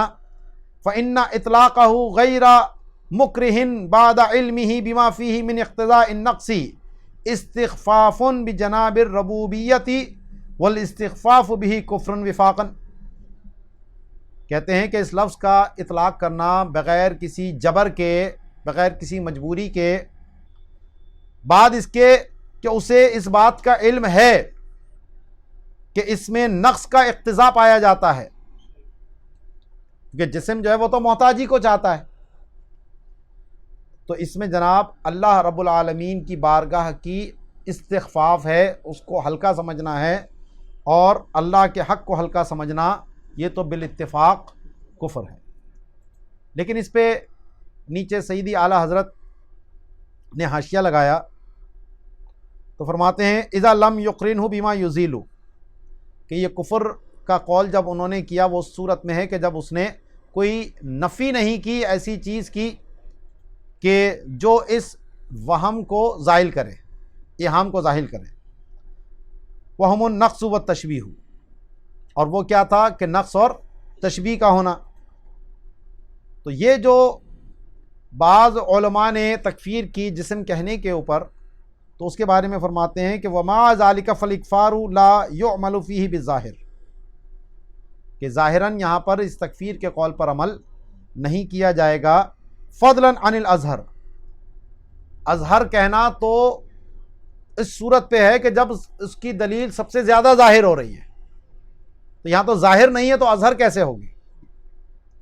بل لا بد من صریح لا یقبل التوجیہ وباللہ التوفیق فافہم، تو یہاں پر کوئی ایسی صراحت ہونی چاہیے جو توجیہ کو قبول نہ کرے، کیونکہ جسم کہنے میں بہرحال وہ یہ کہہ سکتا ہے کہ جی میں ان لوازمات کی نفی کر کے کہہ رہا ہوں، اور جب لوازمات کی نفی کر کے کہے تو بہرحال ناجائز اطلاق تو رہے گا لیکن کفر کا معاملہ نہیں ہوگا۔ تو اس وجہ سے اعلیٰ حضرت فرماتے ہیں کہ اللہ کے لیے جسم کہنے پر ہم تکفیر نہیں کریں گے جب تک کہ وہ کوئی ایسی صراحت نہ کر دے کہ جو توجیہ کو قبول نہ کرے، یعنی اگر جسم کے لوازمات ثابت کر کے کہتا ہے تو پھر تو معاملہ پیچھے بیان کر دیا کہ وہ کفر ہے، لیکن یہاں صرف کہہ رہا ہے کہ جسمن، نہ لوازمات کی نفی کر رہا ہے نہ لوازمات کا اس بات کر رہا ہے، تو یہاں پر پھر ہم تکفیر نہیں کریں گے اس کی۔ اس لیے کہا اطلاق کی بات ہو رہی ہے، نفی دونوں طرف سے نہیں ہے، تو بعض نے اس اطلاق پر بھی کفر کا حکم دیا، لیکن اس میں اعلیٰ حضرت فرماتے ہیں کہ حق یہ ہے کہ یہاں پر اکفار نہیں ہوگا۔ وَلَمَّا ثَبَتَ انتفاع الجسمیتی بالمعنى المذکوری ثبت انتفاع لوازمها، تو جب جسم کے پچھلے جو معنی ہم نے بیان کیے افتقار، محتاج ہونے کے، جب ان کی نفی ہو گئی تو اس کے جو لوازمات ہیں اس کی بھی نفی ہو گئی۔ جسم کے جتنے عوارضات ہوتے ہیں جو کسی بھی جسم کو لاحق ہوتے ہیں، ترکیب ہونا اللہ اس سے پاک، مکان میں ہونا اللہ اس سے پاک، جہت میں ہونا اللہ اس سے پاک، کسی رنگ کا ہونا اللہ اس سے پاک، ٹھیک ہے، جتنی بھی کیفیتیں ہیں، کھٹا میٹھا ہونا، چھوٹا ہونا، بڑا ہونا، یہ ساری، لمبا ہونا، گہرا ہونا، یہ جتنی بھی چیزیں ہیں یہ سب جسم اور جسمانیات کے لوازمات ہیں، تو اللہ تعالیٰ ان تمام سے پاک ہے۔ اسی طرح کھڑا ہونا، بیٹھا ہونا، چلنا پھرنا، دوڑنا، آنا جانا، یہ سارے جتنے بھی جسم کے لوازمات ہیں اللہ تعالیٰ ان تمام سے پاک ہے۔ تو فرماتے ہیں کہ فَلَيْسَ سُبْحَانَهُ بِذِي لَوْنٍ وَلَا رَائِحَةٍ وَلَا صُورَةٍ وَلَا شَكْلٍ وَلَا مُتَنَاهٍ وَلَا حَالٍ فِي شَيْءٍ وَلَا مَحَلٍ وَلَا يَتَّحِدُ بِشَيْءٍ، کہ اللہ تعالیٰ جو ہے وہ رنگ والا نہیں ہے، بو والا نہیں ہے، صورت والا نہیں ہے، شکل والا نہیں ہے، متناہی نہیں ہے، کسی چیز میں حلول کیے ہوئے نہیں ہے، اور کوئی چیز اس میں حلول نہیں کی ہوئی، اس کا محل نہیں وہ، اور نہ ہی کسی شے کے ساتھ وہ متحد ہے۔ ولا یعرض لہ لذۃ عقلیۃ ولا حسیۃ، نہ اسے لذت عقلی یعنی دماغی خوشی، دماغی مزہ، اور نہ ہی لذت حسیہ اس کو عارض ہوتی ہے، کیونکہ یہ سب جسم اور جسمانیات کے عوارضات ہیں۔ ولا علم کذالک، اسی طرح روحانی علم یا جسمانی علم، دماغی تکلیف یا جسمانی تکلیف، اللہ ان دونوں سے پاک ہے۔ ولا فرح، اسی طرح خوشی، ولا غم، غم، ولا غضب، غصہ، ولا شیء مما یعرض للاجسام، نہ ہی کوئی ایسی شے جو جسم پر عارض ہوتی ہے، اس کے عوارضات ہیں۔ تو فما ورد فی الکتاب والسنۃ من ذکر الرضا والغضب والفرح ونحوها یجب التنزیہ من ظاہرہ کما سیاتی، تو جو کتاب اللہ میں یا سنت رسول میں اللہ کی رضا، اس کا غضب، اس کی فرح، یہ جو الفاظ آئے ہیں یا اسی کی مثل، تو ان کے ظاہری معنی سے اللہ کا پاک ہونا لازم ہے، کیونکہ جسم جسمانیات کے تقاضے ہیں، بلکہ ان کے جو لوازم ہوتے ہیں یہاں پر وہ مراد لی جاتی ہے۔ جیسے نیچے اعلیٰ حضرت نے دیکھو حاشیہ بیان فرمایا کہ قول ہی، اب فرح کا لفظ اللہ کے لیے حدیث میں آیا کہ واللہ، کہ اللہ کی قسم، اللہ افرح بتوبۃ عبدہ من احدکم یجد دالتہ بالفلاۃ، کہ جنگل میں اپنی گمشدہ چیز کو پانے سے زیادہ اللہ کو فرحت ہوتی ہے جب اس کا بندہ توبہ کر لیتا ہے۔ تو اب یہاں فرحت کا لفظ آیا اور یہ پاک ہے اللہ، کیونکہ فرحت کا معنی کیا ہے؟ نفس کا خوشی محسوس کرنا، اللہ تو اس سے پاک ہے۔ تو اعلیٰ حضرت پھر اس کے مطلب کیا ہیں وہ بیان فرماتے ہیں کہ بِنَفْيِ الْمَبَادِئِ وَإِثْبَاتِ الْغَایَاتِ عَلَى مَا عَلَیْهِ الْمُتَأَخِّرُونَ۔ اب یہ جس طرح کے الفاظ جن کو ہم متشابہات میں کہتے ہیں، تو دو قسم کے اس میں مسلک ہیں اہل سنت کے، ایک متقدمین کا، ایک متاخرین کا۔ متقدمین تو یہ کہتے ہیں کہ ان کے جو ظاہری معنی ہیں اللہ ان سے پاک ہے، تنزیہ کرتے ہیں ظاہر سے، اور توکیل کرتے ہیں کہ جو اس کے حقیقی معنی ہے وہ اللہ بہتر جانتا ہے، کوئی مطلب بیان نہیں کرتے، وہ صرف تنزیہ کر کے توکیل کرتے ہیں، معاملہ اللہ کے سپرد کر دیتے ہیں۔ اور جو متاخرین ہیں وہ ظاہر کی نفی کرتے ہیں پہلے تو، کہ یہ معنی مراد نہیں ہے، پھر اس کے مناسب کوئی معنی جو اللہ کے حق میں محال نہ ہو اور اس لفظ سے مراد لیے جا سکتے ہوں، وہ لفظ کے معنی بیان کرتے ہیں یہاں پر، جس کو ہم تاویل کہتے ہیں۔ تو تنزیہ پر متقدمین اور متاخرین سب کا اتفاق ہے کہ ظاہری معنی مراد نہیں ہے، اور صرف اختلاف اس پہ ہے کہ کیا اس لفظ کے کوئی معنی بیان کیے جائیں یا نہ کیے جائیں۔ تو متقدمین کہتے ہیں کہ ہمیں اس کو بیان کی حاجت نہیں ہے، اللہ ہی اس کی مراد کو بہتر جانتا ہے، اور متاخرین یہ کہتے ہیں کہ حقیقی مراد تو اللہ ہی کو معلوم ہے، لیکن ہمارے سمجھنے کے لیے ایک ظنی معنی ہم یہاں پر یہ لے سکتے ہیں۔ قطعیت کی وہ بھی نفی کرتے ہیں، وہ یہ نہیں کہتے کہ یہی مراد ہے، وہ کہتے ہیں یہ مراد لی جا سکتی ہے۔ قطعیت کی وہ بھی نفی کر رہے ہیں، قطعیت کی متقدمین بھی نفی کر رہے ہیں، قطعی معنی اللہ ہی کو معلوم ہے، لیکن متاخرین ایسے معنی بیان کرتے ہیں تاکہ عوام کی سمجھ میں آ سکے اور وہ گمراہ عقیدہ کوئی اختیار نہ کر لیں یہاں پر، ٹھیک ہے۔ اور جو متقدمین ہیں وہ کہتے ہیں ہمیں یہ بیان کرنے کی بھی کوئی حاجت نہیں ہے۔ اور پچھلے درس میں بھی میں نے آپ کو ابن تیمیہ کا جو مذہب ہے اس معاملے میں اور اہل سنت کا جو مذہب ہے، متقدمین کا، ان دونوں میں فرق کیا ہے وہ واضح کیا تھا کہ ابن تیمیہ جو ہے وہ تنزیہ نہیں کرتا، وہ ڈائریکٹ توکیل کرتا ہے. وہ یہ نہیں کہتا کہ اس کا یہ معنی نہیں ہے، وہ کہتا ہے یہ بھی ہو سکتا ہے، ہمیں کسی پڑھنے کی ضرورت ہی نہیں ہے، بس یہ ہے یا نہیں ہے یہ مت چھوڑو، چھوڑ دو بس اس کو.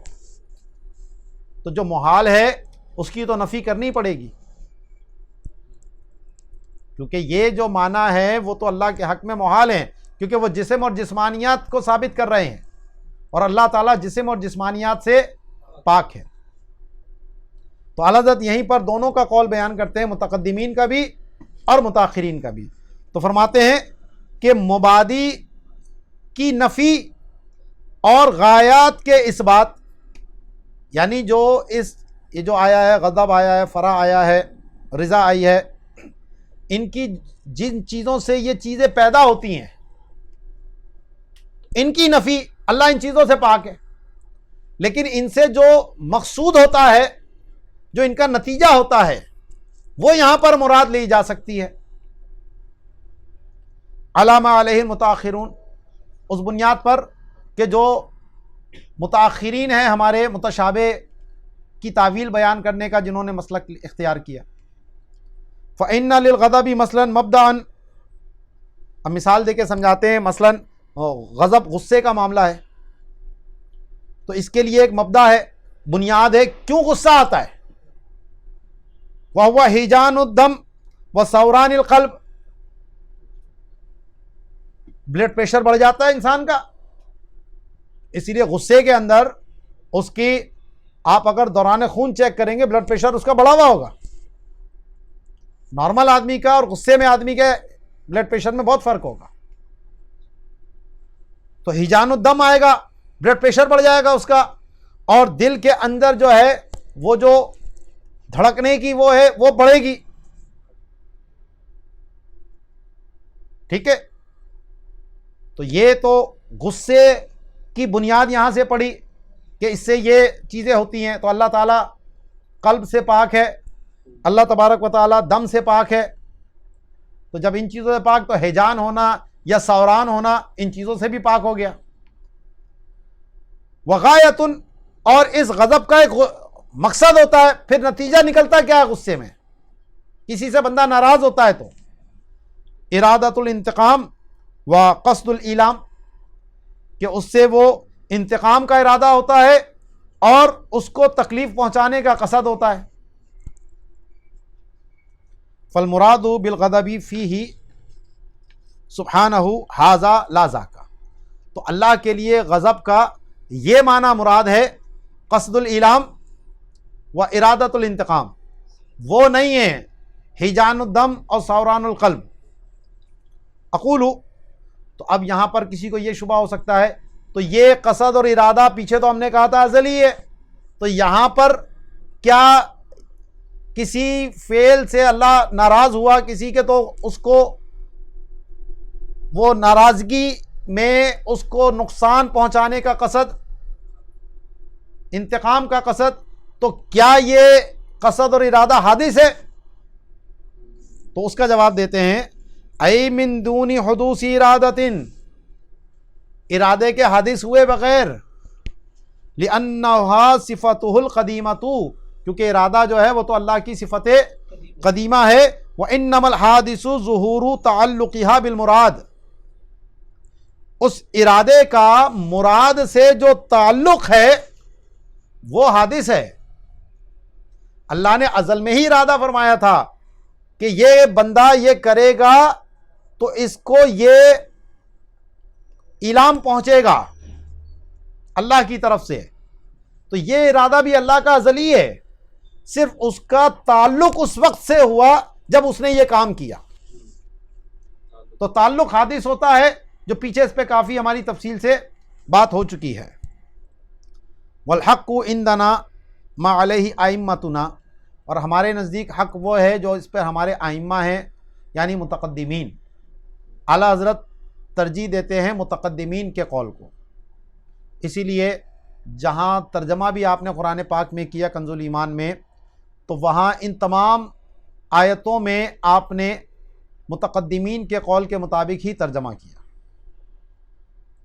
اور آپ نے وہاں پر جیسے استہزاء کا میں نے بتایا کہ اللہ تعالیٰ استہزاء فرماتا ہے جیسا کہ اس کی شان کے لائق ہے، یہ کہہ کر ظاہری معنی کی نفی کر دی، اور جو اس کا باطنی معنی ہے، حقیقی معنی ہے، وہ اللہ کے سپرد کر دیا۔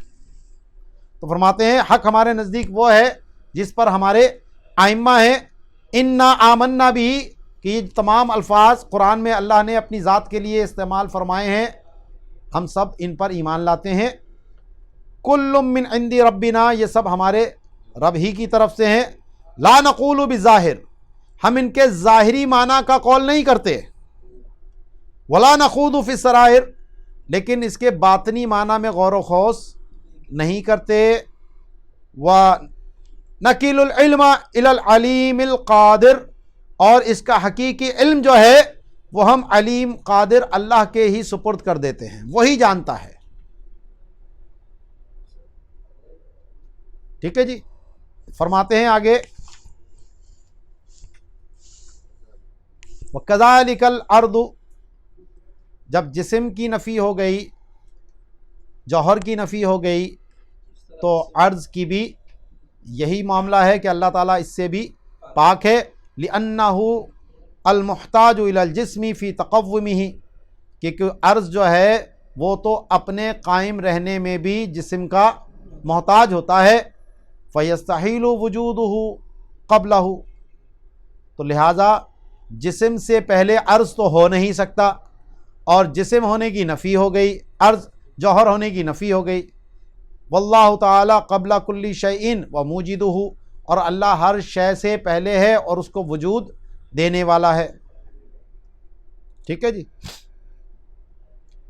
تنزیہہ تعالی عن الجہت وذکر دلالات ابن تیمیہ، اب اللہ تعالیٰ کا جہت سے پاک ہونا، اور ابن تیمیہ نے جو اس معاملے میں گمراہی کی باتیں کی ہیں تو وہ یہاں پر آگے ذکر کریں گے۔ ابتدائی بات میں کر دیتا ہوں، باقی ابن تیمیہ کی جو بات ہے وہ انشاءاللہ ہم کل اس کو کریں گے۔ تو فرماتے ہیں وَكَذَلِكَ الْجِهَةُ، اسی طرح اللہ تعالیٰ جہت سے بھی پاک ہے۔ اِذْ مَعْنَى الْاخْتِصَاصِ بِالْجِهَةِ اختصاصُهُ بِحِيَزٍ مُعَيَّنٍ، کہ کسی جہت کے ساتھ خاص ہونے کا مطلب کیا ہے کہ کسی ایک حیز معین کے ساتھ اس کا اختصاص، بھائی کوئی چیز دائیں ہے، بائیں ہے، آگے ہے، پیچھے ہے، تو کسی خاص جگہ میں ہے، اور یہ امر نسبی ہے، یعنی میں ادھر دیکھ رہا ہوں تو آپ میرے سامنے ہیں، اور آپ دیکھو گے تو میں آپ کے سامنے ہوں۔ اب اگر آپ یہاں بیٹھے ہیں تو میں آپ کے دائیں ہاتھ کی طرف ہوں اور آپ میرے دائیں ہاتھ کی طرف ہیں، ٹھیک ہے نا؟ تو یہ جو جہت کا معاملہ ہوتا ہے یہ امر نسبی ہے، جو اوپر ہے اس کے لیے میں نیچے ہوں، اور میں اگر دیکھوں گا تو میں کہوں گا اوپر ہے، اوپر والا مجھے نیچے کہے گا، نیچے والا اس کو اوپر کہے گا۔ تو جہت کا ہونا یہ ایک امر نسبی، کہاں سے آپ دیکھ رہے ہیں؟ تو کسی مخصوص حیز میں ہونا یہ جہت کہلاتا ہے۔ وقت بطلا، اور حیز میں ہونا یہ باطل ہو چکا ہے، لی بطلان الجوہریتی والجسمیتی فی حقہ تعالی، کیونکہ جسمیت کا بطلان بھی ہو گیا، جوہریت کا بطلان بھی ہو گیا، تو جب یہ دونوں باطل تو ان کے لوازمات بھی باطل۔ فَإِنْ أُرِيدَ بِالْجِهَةِ مَعْنَى غَيْرُ هَذَا، تو اب اگر کوئی کہتا ہے بھائی جہت کا مطلب یہ نہیں ہے، جہت کا کچھ اور مطلب ہے، ہم یہ مراد نہیں لے رہے،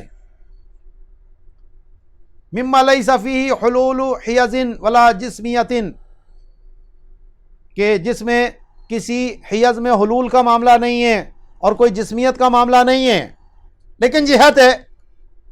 فَلْيُبَيِّنْ، تو بھیا بتا تو ذرا کون سی جہت ہے، حَتَّى يُنظَرَ فِيهِ، تاکہ اس میں ہم غور و فکر کریں کہ بھیا یہ کون سا معنی بیان ہو رہا ہے جہت کا۔